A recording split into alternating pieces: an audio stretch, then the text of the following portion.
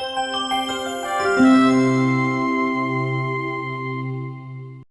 Everyone, आप सभी बच्चों का माय एग्जाम अड्डा के ऑनलाइन प्लेटफॉर्म पे स्वागत है। और बच्चों, हिस्ट्री के इस फाउंडेशन कोर्स में मैं आज आप लोगों के बीच में मॉडर्न इंडिया यानी कि आधुनिक भारत का पहला चैप्टर लेके आया हूँ। यानी कि आज से हम लोग मॉडर्न इंडिया को डिस्कस करेंगे। और आज का जो टॉपिक है, हमारा टॉपिक का नाम है भारत में यूरोपियों का आगमन। भारत में यूरोपियों का आगमन। बच्चों ध्यान रखिएगा, ये जो टॉपिक है भारत में यूरोपियों का आगमन, या कह सकते हैं भारत में यूरोपीय कंपनियों का आगमन, ये बहुत ही इम्पोर्टेंट टॉपिक है। आपको वनडे के जितने भी एग्जाम हैं, यानी कि आप कह सकते हैं आपके कंपटीशन के जितने भी एग्जाम होते हैं, उन सभी एग्जाम में आपको इस टॉपिक से कोई ना कोई प्रश्न मिलता रहेगा। तो आज के इस टॉपिक में हम लोग जो चर्चा करेंगे, सबसे पहले वो कौन कौन सी कंपनियां थी जिनका भारत में आगमन हुआ,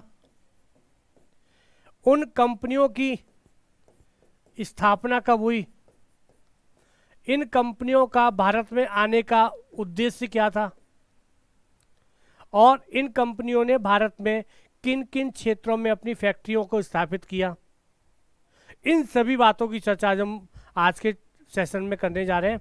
तो चलिए बच्चों, स्टार्ट करते हैं हम अब आज का टॉपिक। सबसे पहले देखेंगे यूरोपीय कंपनियों का आगमन क्रम और स्थापना। सबसे बड़ा कंफ्यूजन रहता है इन कंपनियों के आगमन क्रम में और इन कंपनियों के स्थापना वर्ष में। तो चलिए, सबसे पहले जो भारत में जो कंपनी आई थी, वो आई थी पुर्तगाली कंपनी। कब आई थी? 1498 में। सबसे पहले हम लोग चर्चा करते हैं आगमन क्रम का, ठीक है।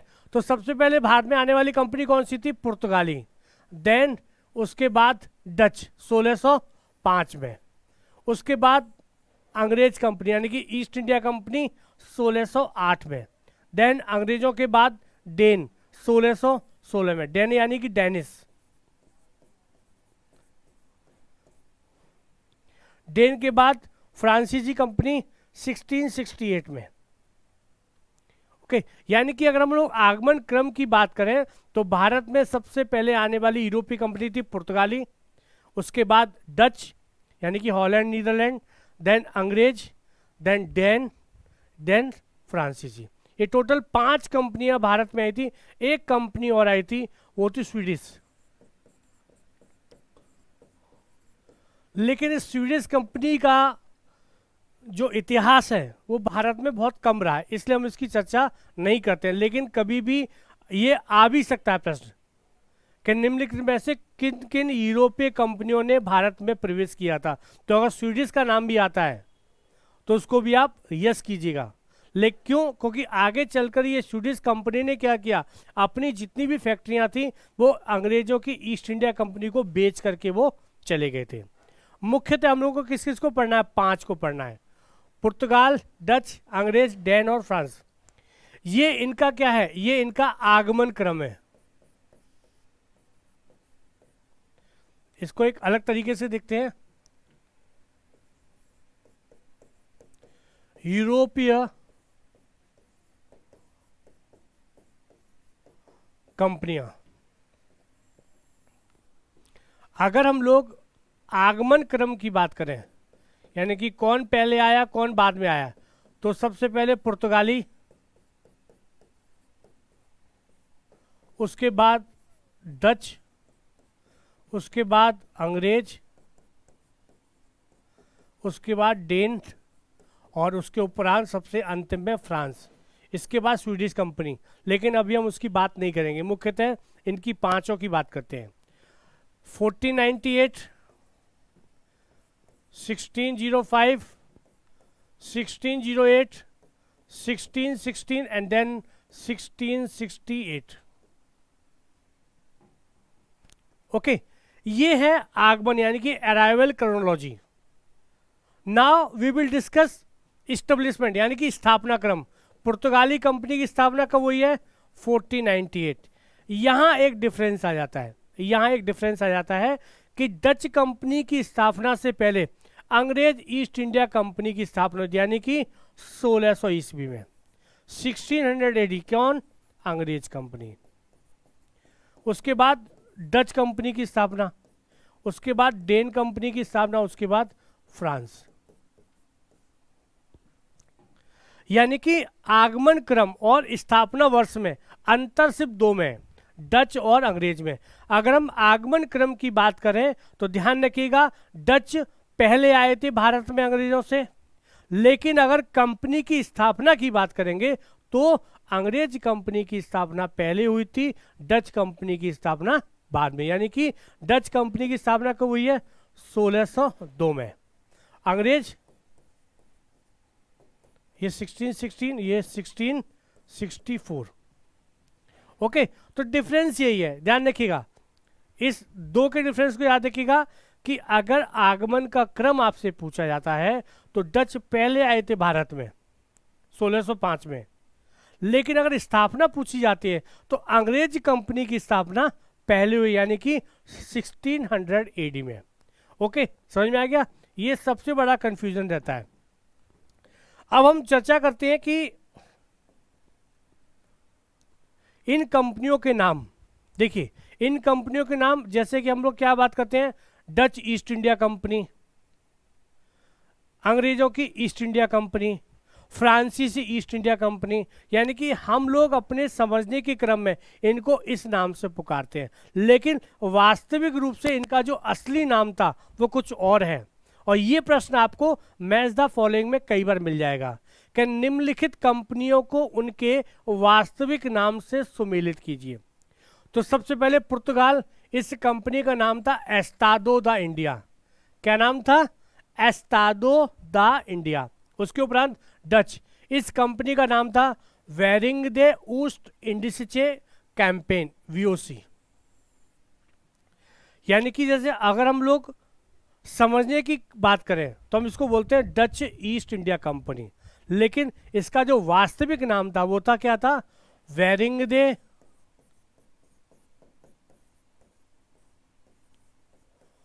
ऊस्ट इंडिसचे कैंपेन, सॉरी कैंपेन। ओके, वहीं अंग्रेजों की जो कंपनी थी ईस्ट इंडिया, इस कंपनी का जो आरंभिक नाम था वो क्या था?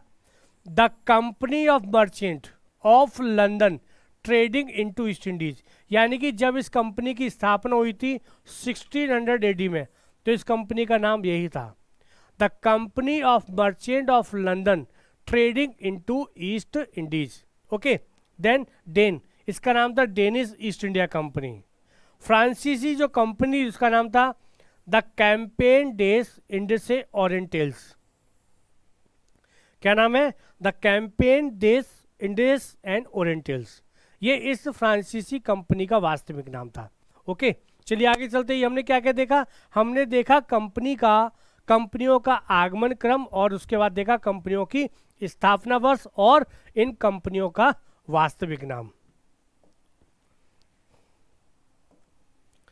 अब हम बात करते हैं कि इन कंपनियों ने किस रास्ते से भारत में प्रवेश किया था।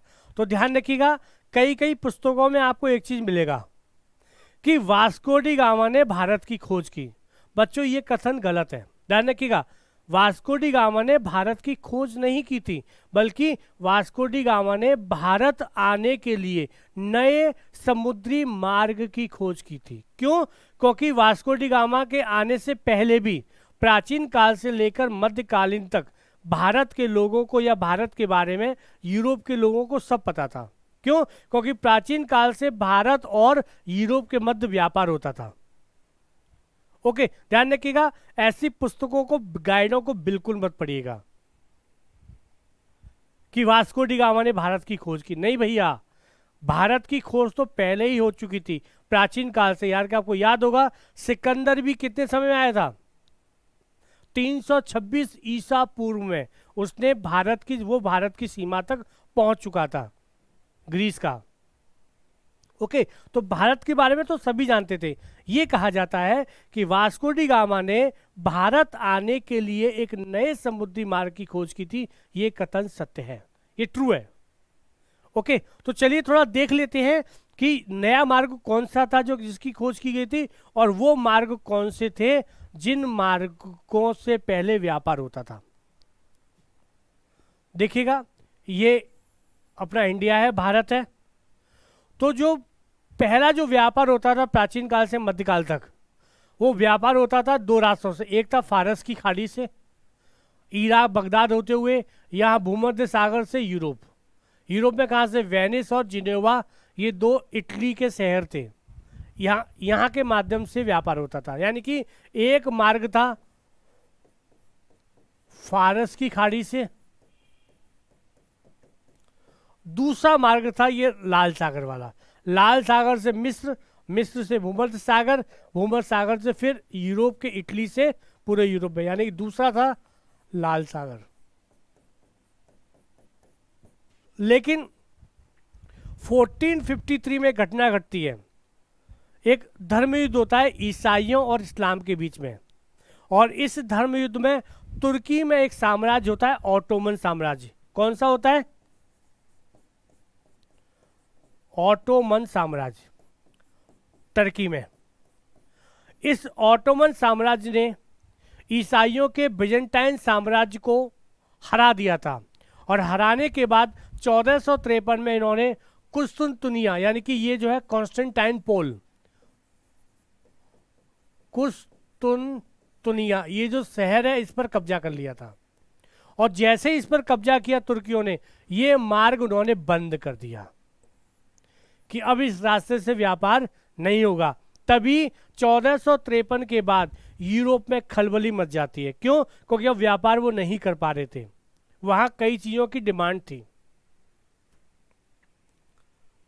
ओके, तो उन डिमांड को पूरा करने के लिए आखिर यूरोप के कुछ नए देश थे, जैसे स्पेन, पुर्तगाल, इन्होंने सोचा क्यों ना एक नया रास्ता खोजा जाए जिससे कि हम लोग व्यापार कर सकें। तब वास्को डी गामा ने पुर्तगाल के लिस्बन से अपनी यात्रा आरंभ की, और वो पहुंच गया कहां तक? Cap of good hope, Asha अंतरीप।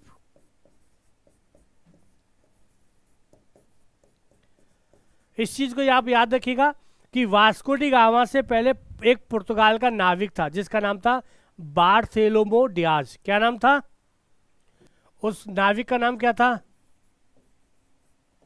बार्थेलोमी Diaz. ये जो नाविक था, इसने 1487 में आशा अंतरिप यानी कि केप ऑफ गुड होप की खोज कर ली थी। यानी कि उसने कहा कि भारत तक पहुंचने के लिए या एशिया तक पहुंचने के लिए मैंने जो एक बिंदु है उसकी खोज कर ली है, उसके का आगे का रास्ता मैंने नहीं खोजा है। यानी कि यहाँ तक का जो रास्ता था वो 1487 में बार्थलेमो डियाज, जो पुर्तगाली नाविक है, उसने इसकी खोज कर ली थी। यानी कि वास्को डी गामा को केप ऑफ गुड होप का रास्ता तो पता था, उसके आगे रास्ता नहीं पता था। तो उसने बार्थलेमो डियाज को मानते हुए, यानी कि उसकी जानकारी के आधार पे वो सबसे पहले पहुंचा केप ऑफ गुड होप। और यहां से फिर वो एक व्यक्ति की सहायता से, आगे उसका नाम बताऊंगा कि वो व्यक्ति कौन था, उस व्यक्ति की सहायता से वो जांजीबार होते हुए कालीकट पहुंचा। यानी कि वास्को डी गामा ने 1498 में यूरोप से लेकर भारत तक पहुंचने के लिए एक नए समुद्री मार्ग की खोज की। ओके, तो बच्चों ध्यान रखिएगा, ये इस स्लाइड में मैंने आपको क्या बताया? मैंने आपको बताया कि प्राचीन काल और मध्यकाल में भारत और यूरोप के बीच जो व्यापार होता था दो रास्तों से होता था, एक फारस की खाड़ी से, दूसरा लाल सागर से। चूंकि युद्ध हुआ था और इस युद्ध में तुर्कों की विजय हुई, और तुर्कियों ने क्या किया? तुर्कियों ने इस दोनों रास्तों को बंद कर दिया। जब ये रास्ते बंद हुए तब नए समुद्री मार्ग की खोज के लिए यूरोपियों में खलबली मच गई।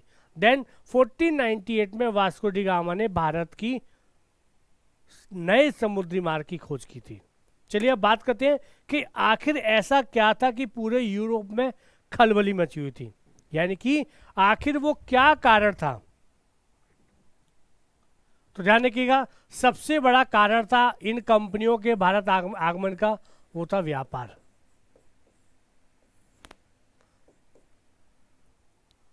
ध्यान रखिएगा, इसमें इसके कई सारे कारण हैं। उद्देश्य क्या था? पहला उद्देश्य था व्यापार। व्यापार भी किसका? मसालों का। मसालों का क्यों? क्योंकि आपको ये पता है कि यूरोप के जो देश हैं वो ठंडे इलाके हैं, यानी कि वहाँ ज़्यादातर बर्फ जमी रहती है, वो ठंडे इलाके हैं। और ठंडे इलाकों में जीवन यापन के लिए सबसे अच्छा जो खाना होता है वो होता है मांस, यानी कि मीट, नॉनवेज।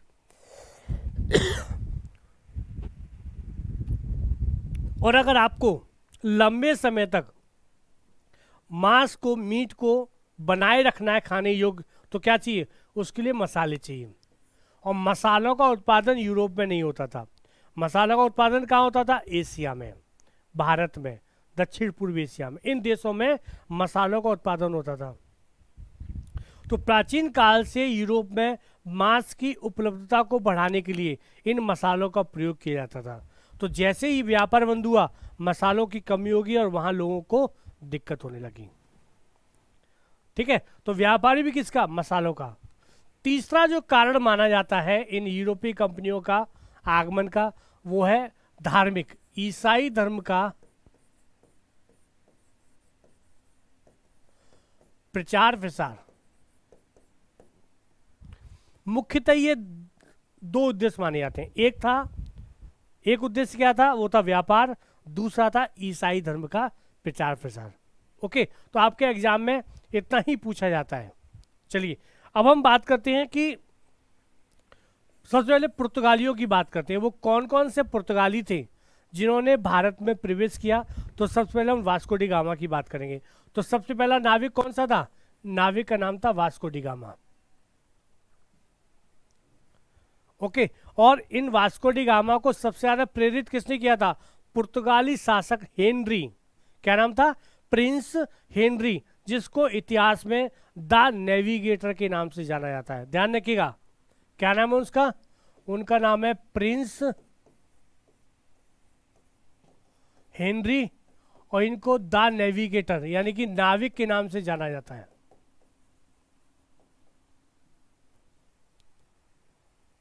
ओके, तो भारत में आने वाला पहला व्यक्ति कौन है? Vasco D gamma. कब? 1498 में। तो ये 8 जुलाई 1497 को लिस्बन से चला और ये केप ऑफ गुड होप यानी कि आशा अंतरीप तक तो पहुंच जाता है। क्यों? क्योंकि उसको ये रास्ता पता था। कैसे पता था? क्योंकि जो पुर्तगाली नाविक था पहले पूर्व में 1487 में बार्थेलोमेओ डियाज ने इस रास्ते की खोज कर ली थी। वो यहाँ पहुंचने के बाद उसको एक व्यक्ति से उसकी मुलाकात होती है। उस व्यक्ति का नाम था अब्दुल मनीद। ये गुजराती एक व्यापारी था और व्यापार के साथ साथ ये पद प्रदर्शक का काम करता था, यानी कि रास्ता बताने का काम करता था। तो वास्को डी गामा ने इस व्यक्ति की सहायता से, किसकी सहायता से?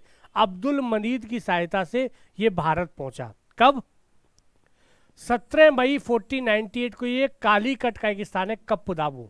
ध्यान रखिएगा, कप्प दाबू ये कालीकट का स्थान है समुद्र के किनारे, जहां पर वास्को डी गामा ने अपने जहाज के लंगर को डाला था। यहां पर इस वास्को डी गामा का स्वागत कालीकट के शासक जमोरिन ने किया था। ये हिंदू शासक था। ध्यान रखिएगा, उस समय जो अरब के जो मुस्लिम व्यापारी थे उन्होंने इसका विरोध किया था, लेकिन तब भी जमोरिन ने उनकी बात नहीं मानी, वास्को डी गामा का स्वागत किया व्यापार के लिए। और जब वास्को डी गामा भारत से बाहर गया तो जो वो सामान यहां से लेके गया था, मसाले जो लेके गया था, उसको लगभग 60 गुना फायदा हुआ था। यानी कि भारत से जो वस्तुएं लेकर के गया था, उन वस्तुओं को जब उसने, मसालों को जब यूरोप में बेचा तो उसको लगभग 60 गुना फायदा हुआ था।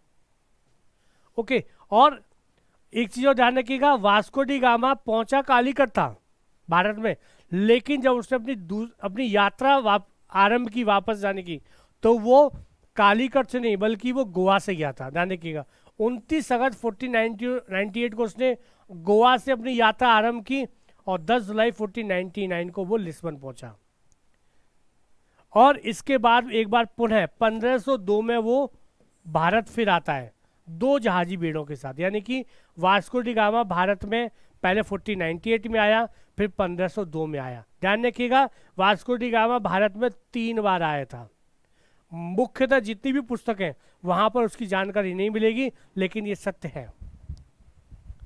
1520 के दशक के आसपास एक बार पुनः वास्को डी गामा फिर से भारत की यात्रा करता है। यानी कि वास्को डी गामा भारत में कितनी बार आया था? 3 बार। आपको हर पुस्तकों में 2 बार तो मिल जाएगा, तीसरी बार आपको कहीं नहीं मिलेगा।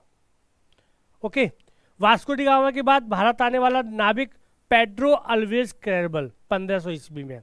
यानी कि जो वास्को डी गामा की जो दूसरी यात्रा थी 1502 में, उससे पहले एक नाविक और आया था 1500 में, उसका नाम था पेड्रो अल्वेज कैरबल। ये भी पुर्तगाली नाविक था। ये अपने साथ लगभग 13 जहाज़ों का बेड़ा लेके आया था व्यापार के लिए। ओके, और लेकिन जैसे कि वास्को डी गामा का विरोध किया था अरब के मुस्लिम व्यापारियों ने, उसी प्रकार इसका भी विरोध किया। लेकिन पेड्रो अल्वेज कैब्रल इस बार अपने सैनिकों के साथ आया था, तो उसने अपने सैनिकों की सहायता से अरब के जो मुस्लिम व्यापारी थे उनके एक जहाज़ को पकड़ा और उस जहाज़ को उसने जमोरिन को उपहार में दे दिया। इससे जमोरिन और प्रभावित हो गया। क्यों? क्योंकि वो मुस्लिम व्यापारियों के दबाव में भी रहता था। लेकिन पहली बार उसको एक नई शक्ति से उसकी मुलाकात हुई जिन्होंने मुस्लिम जहाज़ों को पराजित कर दिया था। ओके, और पेड्रो अल्वेज कैब्रल के बारे में कहा जाता है कि ये पहला यूरोपीय व्यक्ति था जिसने केरल के राजाओं के आपसी लड़ाई का फायदा उठाया। यानी कि जब 3-4 राजा आपस में लड़ते तो क्या करता था, कभी उसका सहयोग करता था, कभी उसका सहयोग, यानी कि फायदा इसी का रहता था। ओके, और इसी के काल में जो पुर्तगाली शासक है मैनुअल प्रथम, उसने अपने आप को 1501 में अरब, फारस और भारत के साथ व्यापार का प्रमुख बताया। यानी कि उसने कहा कि अब यूरोप में एक ही शक्ति, वो कौन है? पुर्तगाली। कौन शासक था? मैनुअल प्रथम। उसने अरब, फारस और भारत के साथ व्यापार का अपने आप को प्रमुख बताया कि मैं हूं।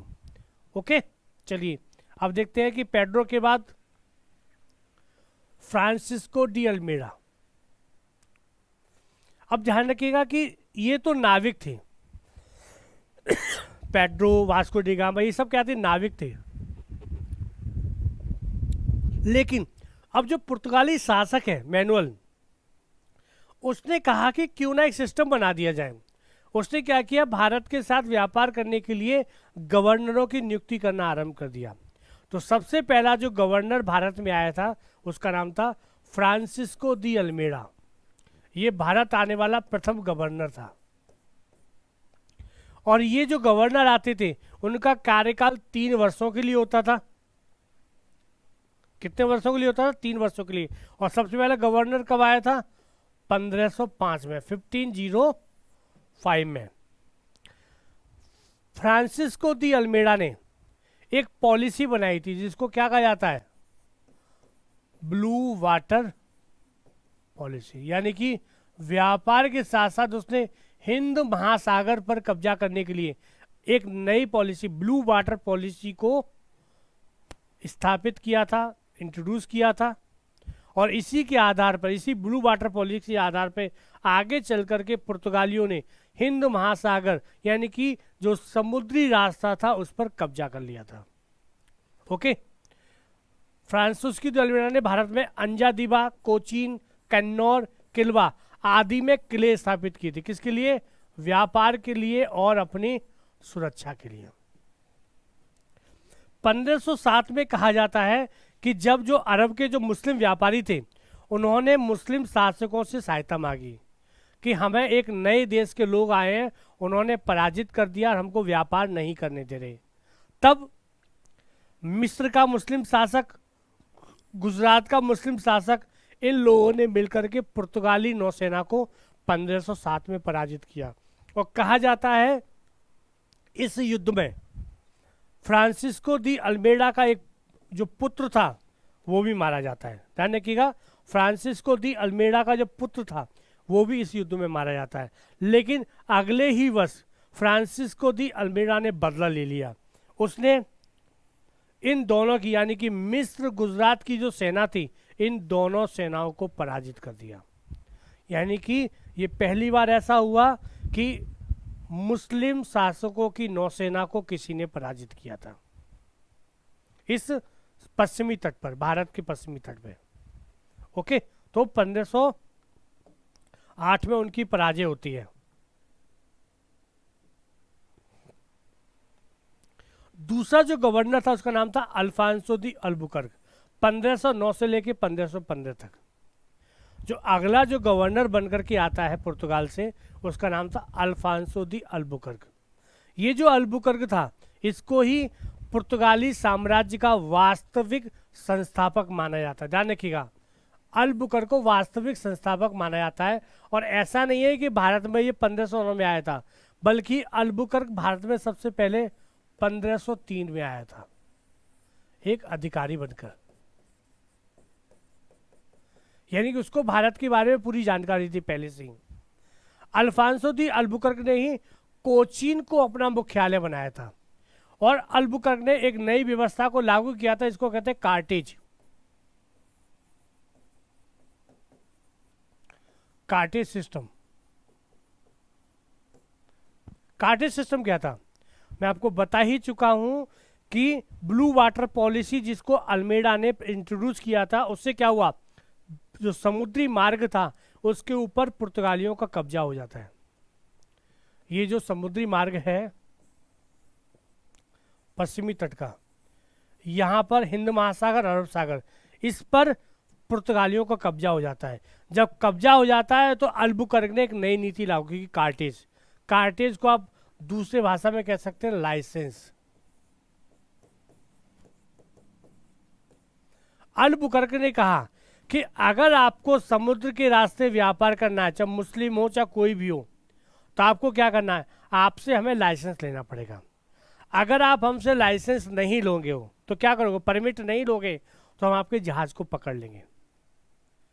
ओके, और आपको जानकर के आश्चर्य होगा कि पुर्तगालियों से मुगल शासक अकबर को भी एक बार कार्टेज लेना पड़ा था। किसके लिए, मक्का की यात्रा के लिए। उसके शाही परिवार के कुछ सदस्य मक्का की यात्रा की ओर जा रहे थे, और पुर्तगालियों को इससे मतलब नहीं था कि ये यात्री जहाज है कि व्यापारिक जहाज है, सभी को लेना पड़ता था। तो अकबर को भी पुर्तगालियों से कार्टेज लेना पड़ा था, परमिट लेना पड़ा था।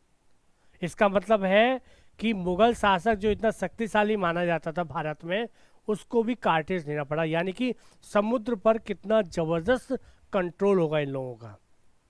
ओके, अल्बुकर्क ने भारत में कई विजय क्रम किए, जैसे कि उसने गोवा को 1510 में जीता था। किससे, बीजापुर के आदिल शाह से। गोवा पर विजय प्राप्त की थी 1510 में बीजापुर के आदिल शाह से। मलक्का पर विजय प्राप्त की थी, होरमुज पर भी, और भटकल। भटकल कहाँ पर है, कर्नाटक में। किसको पराजित किया था, कृष्णदेव राय को। यानी कि जो हिंदू शासक था विजयनगर का, कृष्णदेव राय, उसको अल्बुकर्क ने पराजित किया और उससे भटकल का क्षेत्र प्राप्त किया था। कौन सा, भटकल का। ठीक है, अल्बुकर्क ने आगे चल करके गोवा को पुर्तगालियों का राजनीतिक एवं सांस्कृतिक केंद्र बनाया था।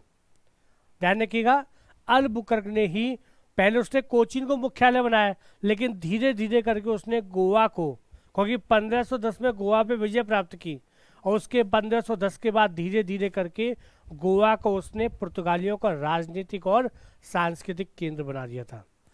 अल्बुकर्क को ही इस बात का श्रेय दिया जाता है कि उसने अपनी पुर्तगालियों की सेना में भारतीयों को नियुक्त करना आरंभ कर दिया था, क्योंकि अल्बुकर्क ने कहा कि बार बार पुर्तगाल से तो सेना बुलाई नहीं जा सकती, और हमें अपनी शक्ति को और बढ़ाना है। तो इस शक्ति को बढ़ाने के लिए उसने क्या किया, इस शक्ति को बढ़ाने के लिए उसने भारतीयों को भी सेना में नियुक्त करना आरंभ कर दिया। इसके साथ साथ अल्बुकर्क ने अपने क्षेत्र में सती प्रथा को बंद करा दिया था, जो एक कुरीति थी समाज में, भारतीय समाज में सती प्रथा। अल्बुकर्क ने कहा कि जो मेरा जो क्षेत्र है, इस क्षेत्र में सती प्रथा को मैं अलाउ नहीं करूंगा, यानी कि उसमें उसने प्रतिबंध लगा दिया था। इसके साथ साथ अलबुकर्क को एक बात का श्रेय और दिया जाता है। किस बात का? कि अलबुकर्क वो गवर्नर था जिसने कि पुर्तगाली व्यक्तियों को, ध्यान रखिए निम्न वर्ग के जो पुर्तगाली थे उनको ये आदेश दिया कि आप भारतीय महिलाओं के साथ विवाह कीजिए। ध्यान रखिएगा, अलबुकर्क वो व्यक्ति है, गवर्नर है, जिसने कि भारतीय महिलाओं के साथ वैवाहिक संबंधों पर जोर दिया था। अगला जो गवर्नर है उसका नाम है नीनो डी कुन्ना, 1529 से 38 तक।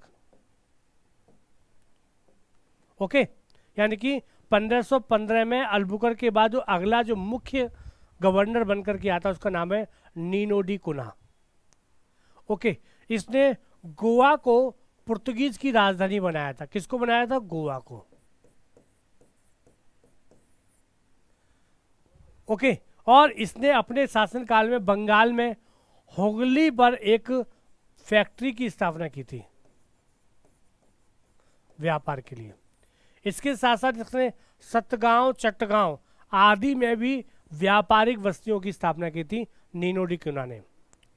इसने मद्रास में सेंट थोमे में भी व्यापारिक स्थल स्थापित किया था।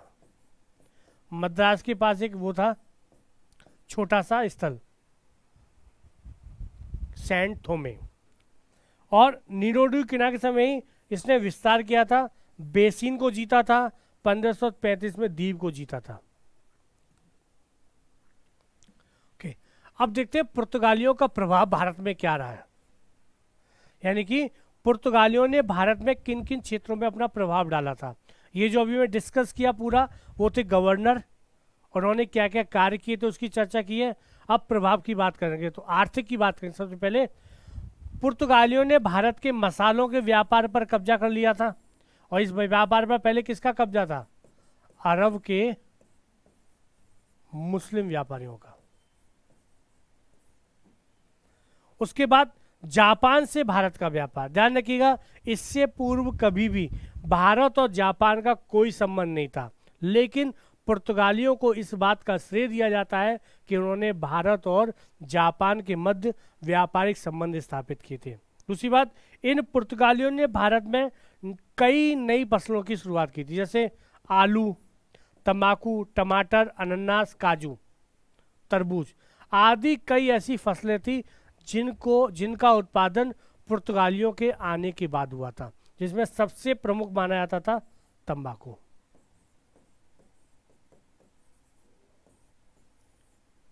ओके, चलिए सामाजिक परिणाम।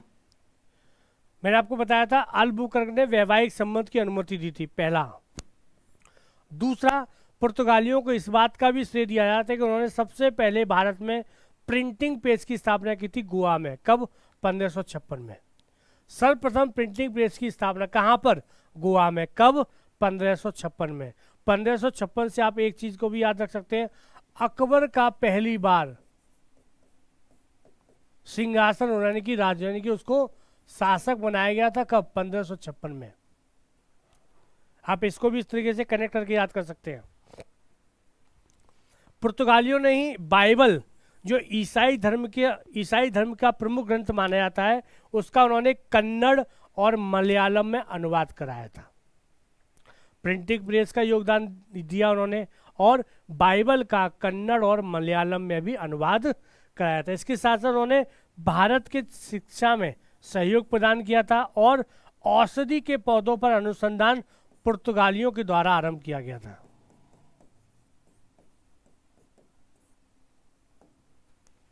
ओके, धार्मिक परिणाम। 1560 में गोवा में ईसाई धर्म का न्यायालय बनाया गया था। ध्यान रखिएगा 1560 में गोवा में ईसाई धर्म का एक न्यायालय बनाया गया था। यानी कि अगर एशिया और भारत में ईसाई धर्म से संबंधित कोई विवाद है उसका निपटारा गोवा में होगा। ईसाई धर्म का प्रचार प्रसार। इसके साथ साथ इन पुर्तगालियों ने भारत में एक नई स्थापत्य शैली का विकास किया जिसका नाम था गौथिक। ध्यान रखिएगा यूरोप में जो चर्च बनते थे,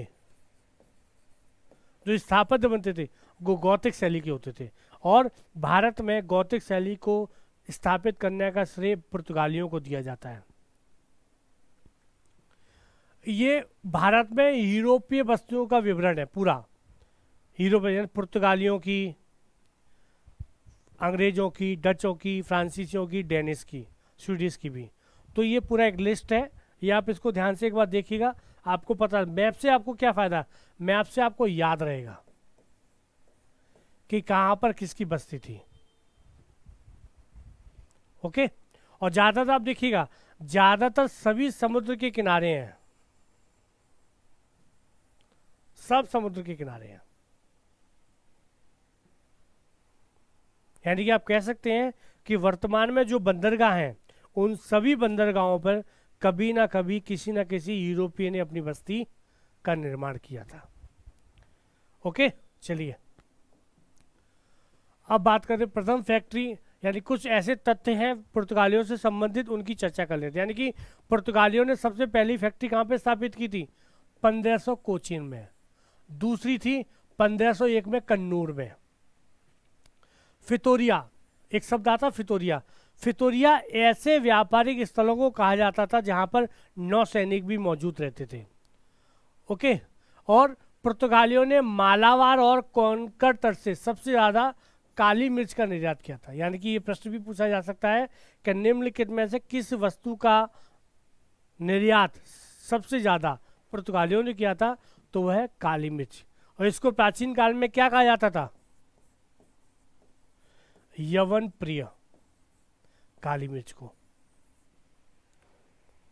ओके। और ये लोग दक्षिण पूर्वी एशिया से लाख, लौंग, कस्तूरी आदि का व्यापार करते थे। इसके साथ साथ दो वस्त्रों का व्यापार और करते थे, जिनको क्या कहते थे? एक कहते हैं टाफ्टा। टाफ्टा भी एक प्रकार का कपड़ा था। कहाँ पर? उत्तर पश्चिम भारत में। जटामासी, ये बंगाल का एक कपड़ा था। जटामासी, टाफ्टा, इन दोनों कपड़ों का ये लोग व्यापार करते थे। ओके।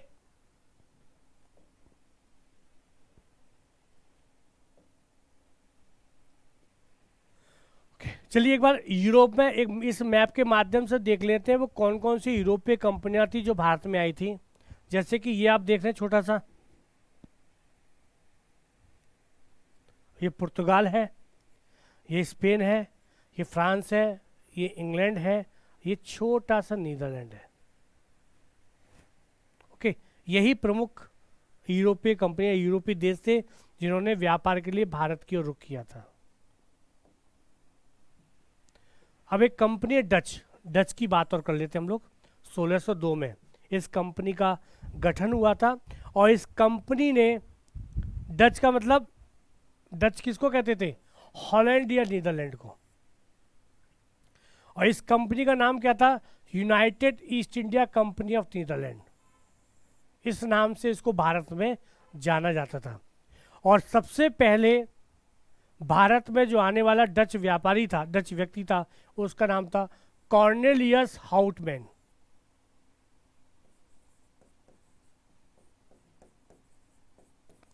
कॉर्नेलियस हाउटमैन, 1595 से 56 के बीच में। और आप एक चीज को भी याद रखिएगा कि जो डच व्यापारी थे, डच कंपनी थी, उनका प्रमुख जो केंद्र था, उद्देश्य था, भारत नहीं था। यानी कि व्यापार का जो, जिसको अपना केंद्र बनाना चाहते थे, वो भारत नहीं था। क्यों? पुर्तगालियों के कारण। उन्होंने सबसे पहला जो अभियान आरंभ किया था वो था दक्षिण पूर्व एशिया, यानी कि आप कह सकते हैं इंडोनेशिया की साइड वाला। ओके। भारत में सबसे पहले वो कब आए थे? 1605 में। और यहाँ आने के बाद उन्होंने सबसे पहले जो फैक्ट्री स्थापित की थी वो थी मुसलीपट्टनम में। कहाँ पर? सबसे पहली फैक्ट्री कहाँ स्थापित की थी? मुसलीपट्टनम में। उसके बाद बंगाल की पीपली में उन्होंने 1627 में। दूसरी फैक्ट्री पत्तोपल्ली में। उसके बाद तीसरा स्थान था पुलिकट का। ये जो पुलिकट है वो उनको चंद्रगिरी के राजा से समझौते के तहत प्राप्त हुआ था। पुलिकट, पुलिकट लेक आपने सुना होगा। Okay, Pulicat lake. और आगे चल करके ये जो पुलिकट है, पुलिकट को डचों ने व्यापारिक केंद्र व मुख्यालय बनाया था। क्या नाम है इसका? पुलिकट। जो वर्तमान में हमारा जो श्री हरिकोटा है वो पुलिकट लेक के पास ही है। ओके। और ये जो पुलिकट है, यहीं पर डचों के जो सिक्के होते थे, स्वर्ण सिक्के, इनको पैगोडा कहा जाता था, वो यहीं पर ढाले जाते थे। यानी कि डचों के स्वर्ण सिक्कों को क्या कहा जाता है? पैगोडा कहा जाता है। ओके, डचों से संबंधित महत्वपूर्ण तथ्य और डचों का एक प्रसिद्ध फोर्ट था बंगाल में, एक जगह है चिंसुरा। बंगाल में एक स्थान है चिंसुरा। इस चिंसुरा में उन्होंने कोर्ट बनाया था, फोर्ट बनाया था, गुस्ताव।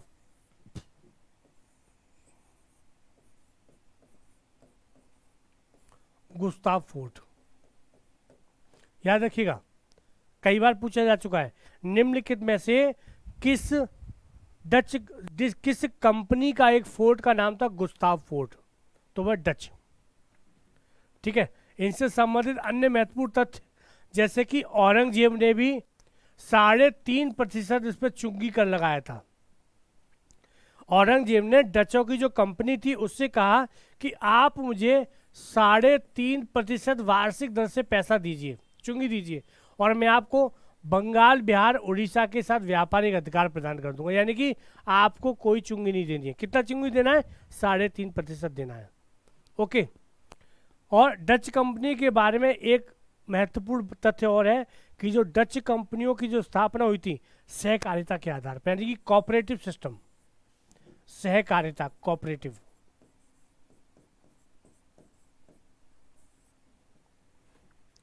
ओके, डचों को एक बात का श्रेय और दिया जाता है, जैसे पुर्तगालियों ने काली मिर्च का सर्वाधिक व्यापार किया, उसी प्रकार डचों ने भारत से सबसे ज्यादा जो व्यापार किया था कोरोमंडल तट से, वो था सूती वस्त्र। ध्यान रखिएगा, ये प्रश्न कई बार पूछा जा सकता है, पूछा गया भी है कि निम्नलिखित में से किस कंपनी ने भारत से सर्वाधिक सूती वस्त्रों का व्यापार किया था? तो उस कंपनी का नाम है डच कंपनी। और किस तट से? कोरोमंडल तट से। ओके, 1698 में डच कंपनी ने नेगपट्टनम को अपना मुख्यालय बनाया था। किसको? नेगपट्टनम को। आखिर इस कंपनी का पतन कैसे हो गया? सीधे सीधे, एक तो सरकार का सीधा नियंत्रण था इसके ऊपर, इसलिए पतन हो गया। दूसरा, इस कंपनी की रुचि इंडोनेशिया में अधिक थी, भारत में नहीं। क्यों? क्योंकि भारत में डच कंपनी को पुर्तगाली कंपनी और ईस्ट इंडिया कंपनी दोनों चुनौती प्रदान कर रहे थे, इसलिए उन्होंने अपना ज़्यादा ध्यान इंडोनेशिया में लगा दिया था। और सबसे आखिर में ध्यान रखिएगा, एक प्रसिद्ध युद्ध है जिसका नाम है 1759 का है वेदरा का युद्ध।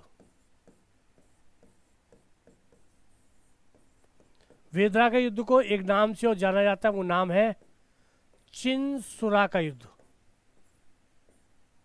1759 के वेदरा के युद्ध और चिंसुरा के युद्ध में अंग्रेजों की कंपनी ने इस डच ईस्ट इंडिया कंपनी को पराजित कर दिया, और इस पराजय के बाद फिर कभी भी वो भारत में अंग्रेज कंपनी को चुनौती प्रदान नहीं कर पाए। क्या आप कह सकते हैं? इसके बाद, वेदरा के युद्ध के बाद, डचों ने मात्र व्यापार पर ही ध्यान दिया। उन्होंने राजनीतिक रूप से वर्चस्व स्थापित करने का कोई प्रयास नहीं किया। ओके, तो बच्चों ये था पुर्तगालियां और डच से संबंधित कथन, जो हमने चर्चा की आज। इसके बाद अगले सेशन में हम लोग अंग्रेज कंपनी और फ्रांसीसी कंपनी की चर्चा करेंगे। आज के लिए धन्यवाद। Thank you so much.